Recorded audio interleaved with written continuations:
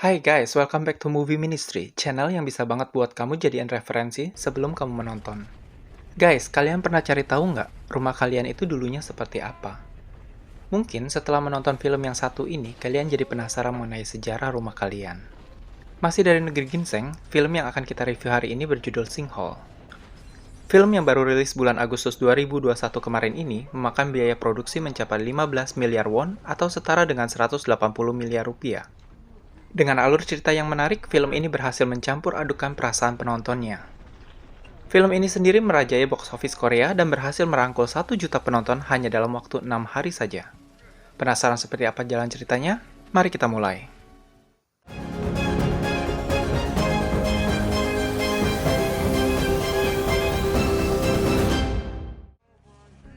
Untuk dapat memiliki rumah di Seoul, pasti menjadi impian banyak orang di Korea Selatan, tidak terkecuali dengan keluarga Park Dong-won. Film ini dibuka dengan kepindahan Mr. Park ke sebuah apartemen baru yang telah dia beli dari hasil kerja kerasnya selama 11 tahun. Apartemen ini berada di daerah Chongso, wilayah Seoul. Mr. Park memiliki seorang istri bernama Hyo Jung dan seorang putra bernama Xiao Chan. Di hari kepindahannya, dia telah berkelahi dengan tetangga barunya yang bernama Manso. Ini karena mobil Manso menghalangi mobil pengangkut barang sehingga proses kepindahan terhambat. Keesokan paginya ketika sedang sarapan, Xiao Chan menunjukkan kepada ayahnya bahwa kelerengnya bergerak ketika diletakkan di atas meja. Awalnya Mr. Park mengira tukang angkut barang telah ceroboh sehingga mejanya menjadi miring. Tetapi ternyata ketika ditaruh di lantai pun kelereng bergerak ke arah yang salah. Karena penasaran, sesampainya di kantor, Mr. Park memeriksa artikel mengenai apartemennya. Tiba-tiba anak buahnya yang bernama Sung Hoon memberinya selamat atas apartemen baru diikuti dengan karyawan lainnya. Ketika mengetahui bahwa atasannya ini tinggal di daerah Chongso, Sung Hoon mengatakan bahwa kawasan ini dulunya adalah kawasan industri dengan tempat pembuangan limbahnya. Namun Mr. Park mengatakan bahwa itu adalah masa lalu, namun sekarang sudah tidak lagi. Mr. Park pun mengundang anak buahnya untuk datang ke rumahnya. Setelah semalam hujan turun dengan sangat deras, paginya Mr. Park menemukan retakan di tengah jalan menuju parkiran. Ketika ia mengadu mengenai bangunan apartemen barunya ini ke Dinas Tata Kota, petugas meminta dia untuk mendiskusikan terlebih dahulu kepada penghuni lain. Namun ketika pertemuan diadakan, penghuni lain seakan tidak peduli dan malah membahas hal yang lain. Keesokan harinya, Mr. Park dan anak buahnya tiba di parkiran apartemen. Mansu sengaja membahas mengenai kerusakan apartemen mereka di depan anak buah Mr. Park yang akhirnya membuat Mr. Park menjadi malu. Ketika tiba di unit apartemen Mr. Park di 501, anak buahnya memuji apartemen itu. Malam itu mereka berpesta hingga mabuk. Karena terlalu mabuk, maka dua orang anak buah Mr. Park, Sung Hoon dan seorang pegawai wanita bernama Yung Lee menerima ajakan Mr. Park untuk menginap di rumahnya. Paginya, Hyo Jung dan putranya akan berbelanja, tapi Hyo Jung lupa membawa tas belanjanya. Karena Mr. Park masih tidur, maka Xiao Chan mengajukan diri ke ibunya untuk pulang ke rumah dan mengambil tas belanja itu. Setelah mengambil tas belanja dan ingin kembali ke ibunya, tiba-tiba kelereng Xiao Chan jatuh di parkiran mobil dan ia pun berusaha mengambilnya. Di rumah Mr. Park akhirnya Sung Hoon bangun dan segera memesan taksi untuk kembali ke rumah. Tetapi ketika sampai di taksi, ternyata supirnya sedang menelpon di luar dan Sung Hoon terpaksa menunggunya di dalam taksi. Sementara, Mansu sibuk berkeliling untuk menanyakan ke setiap unit lainnya mengenai aliran air yang mati. Sesampainya dia di lantai atas gedung, ternyata anak laki-lakinya, Sung Tae, sedang merokok. Sung Tae langsung bersembunyi di toilet tanpa diketahui ayahnya. Ketika sedang berbicara dengan tetangganya, tiba-tiba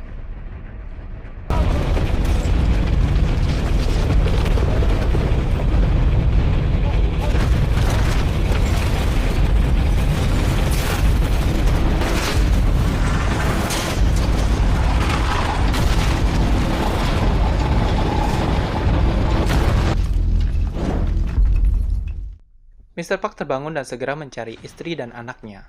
Tetapi di kamar ia hanya menemukan Yui. Tidak butuh waktu lama untuk tim penyelamat datang. Namun ketika petugas akan turun ke dalam lubang, ternyata tanah di sekeliling lubang tidak stabil dan bisa longsor juga. Rencana pun dibatalkan. Ketika Mr. Park dan anak buahnya sibuk mencari keberadaan istri dan anak Mr. Park, tiba-tiba Mansu jatuh dari lantai atas dan dia memberitahu Mr. Park bahwa dia melihat Xiao Chan anaknya sedang pergi berbelanja bersama ibunya. Mr. Park pun lega mengetahui keluarganya tidak di rumah. Mansu teringat anak laki-lakinya, ia pun segera berlari ke rumah diikuti dengan yang lainnya. Di sana ia menemukan bahwa sepatu anaknya tidak ada. Dia pun langsung senang karena berpikir anaknya sedang pergi. Mereka berempat pun segera menuju lantai atas untuk meminta bantuan. Mereka berusaha berteriak dan mencari sinyal, namun karena lubangnya sangat dalam, sekitar 500 meter, mereka pun tidak dapat berbuat apa-apa. Ketika sedang mengobrol, tiba-tiba mereka mendengar suara dari dalam toilet lantai atas. Ternyata itu adalah suara Sung Tae yang sedari tadi bersembunyi di sana. Kelima orang itu langsung bergerak mengumpulkan semua kebutuhan yang diperlukan dari rumah masing-masing. Sementara di atas, karena hujan turun cukup deras, tim penyelamat sangat berhati-hati karena khawatir akan ada longsor susulan. Mereka mengevakuasi semua orang dari sekitar lubang. Di sini Hyujung terlihat sangat sedih. Dia ditemani seorang wanita tetangganya yang anak laki-lakinya ikut terjebak. Ketika cuaca sudah cerah, tim penyelamat mencoba menerbangkan drone ke dalam lubang. Tetapi rencana ini gagal karena di dalam lubang tidak ada sinyal dan drone pun jatuh. Tidak berapa lama, di dalam lubang situasi semakin memburuk. Bangunan apartemen itu semakin turun karena ada longsor susulan.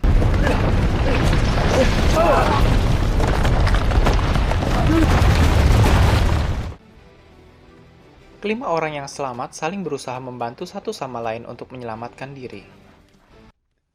Setelah semua selamat dan situasi sedikit tenang, tim penyelamat menurunkan barang-barang kebutuhan hidup ke dalam lubang. Di antara barang-barang tersebut terdapat sebuah alat komunikasi berupa telepon satelit untuk memantau. Akhirnya mereka dapat berkomunikasi dengan tim penyelamat di atas sana. Dari situ Mr. Park baru mengetahui bahwa anaknya masih terjebak di parkiran mobil di lantai bawah. Mr. Park pun segera menuju lantai bawah dengan dibantu yang lainnya. Sementara di atas hujan kembali turun dengan derasnya dan mengakibatkan gedung di sebelah ikut roboh ke dalam lubang karena pondasinya tidak kuat. Hal ini membuat guncangan di bawah dan mengakibatkan keempat orang tadi tidak dapat membantu Mr. Park lagi. Mr. Park berusaha menyelamatkan anaknya seorang diri. Akhirnya, Xiao Chan pun diketemukan dengan selamat. Dari lantai di atas mereka yang terbuka, terlihat seorang nenek berusaha memanggil mereka. Nenek itu adalah tetangga mereka yang tinggal berdua dengan anak lelakinya. Di sini baru diketahui bahwa anak lelaki nenek tersebut sudah meninggal akibat kejadian itu. Dan di tempat si nenek juga terdapat jenazah anak laki-laki yang ibunya bersama Hyujung tadi. Ketika Mr. Park mengajak nenek itu untuk pergi ke lantai atas bersamanya melalui sebuah pipa, nenek itu menolak. Dia ingin tetap di sana bersama anak laki-lakinya.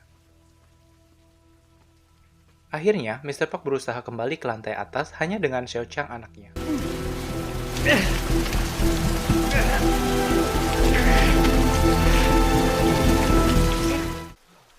Karena air yang turun sangat deras melalui pipa-pipa pembuangan yang tersambung dengan lubang itu, maka mereka yang selamat berusaha mencari sesuatu untuk menyelamatkan diri. Akhirnya mereka melihat toren tempat penyimpanan air yang sangat besar yang dapat menampung mereka semua di dalamnya. Mereka semua masuk ke dalamnya, tetapi Mansu tidak ikut, karena dia harus menutup toren itu dari luar. Air pun masuk ke dalam lubang dengan sangat cepat dan deras. Toren tempat mereka berlindung naik semakin ke atas hingga akhirnya mereka sampai ke permukaan. Ternyata selama ini kaki Mansu juga terikat kabel yang menyangkut di luar toren tersebut. Ia pun naik ke atas dan berhasil selamat. Nah, begitulah akhir dari film Sinkhole ini guys. Film yang mengajarkan bahwa kebersamaan dan pengorbanan selalu dibutuhkan dalam situasi apapun. Well guys, terima kasih sudah menonton, dan bila kalian suka, jangan lupa untuk subscribe, like, dan share ke teman-teman kalian ya. Sampai jumpa!